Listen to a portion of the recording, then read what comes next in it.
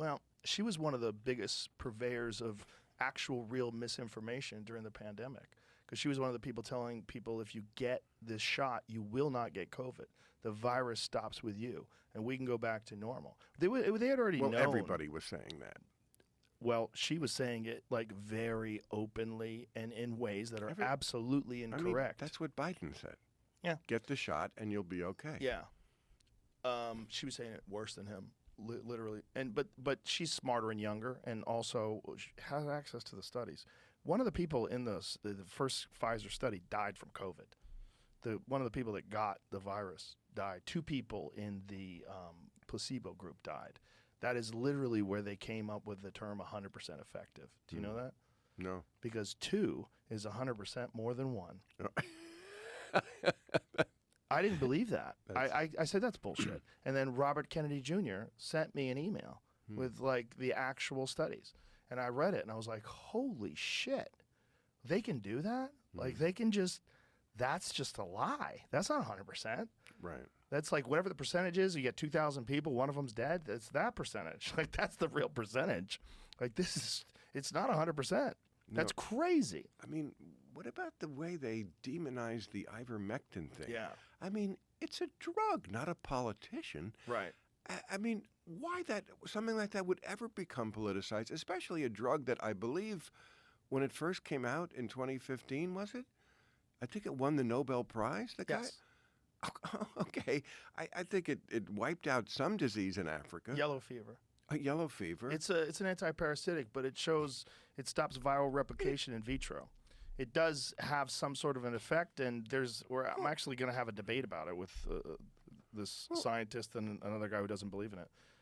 It's a fascinating thing because it's like getting mad at aspirin. Right. It's like if it works for you, and it plainly works for some people and works on a lot of things, I just don't understand that mentality. Well, you know why they did it, right? Well, I mean, it certainly was important if you wanted to create a monopoly for the vaccine. Well, not just a monopoly, but the Emergency Use Authorization Act. In order to utilize the Emergency Use Authorization, they had to have no other remedies. There was no other effective treatment. And so any effective treatment, specifically one that was, at the time, COVID, or ivermectin rather, had been around long enough that it was generic. So no one owned the patent on it. So anyone can manufacture it. It was like 7 cents a dose. It's nothing. It costs nothing. Well, we can't have that. We can't have that. No. And that's also why they tried to discourage and then eventually suppress people from getting monoclonal antibodies. They didn't want any sort of way that you could get over this without taking their medicine. I find it so curious that liberals were always, so skeptical about corporate America, including the pharmaceutical industry. But this thing came along, and suddenly, and it wasn't as if we didn't just have a giant example, the Sackler family of Purdue Pharmaceuticals, right? Makers of OxyContin and other fine poisons. Okay, I mean, they were fined, what was it, $8 billion, I think, for selling their hillbilly heroin to people, knowing that they were hooking people, and they wound up killing hundreds of thousands of people. At least. So it's not that we don't know that they're capable of this shit. Right.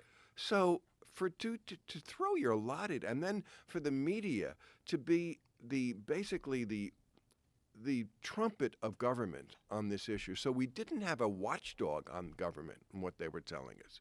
We just had somebody who amplified what they said. Right. That's extremely dangerous.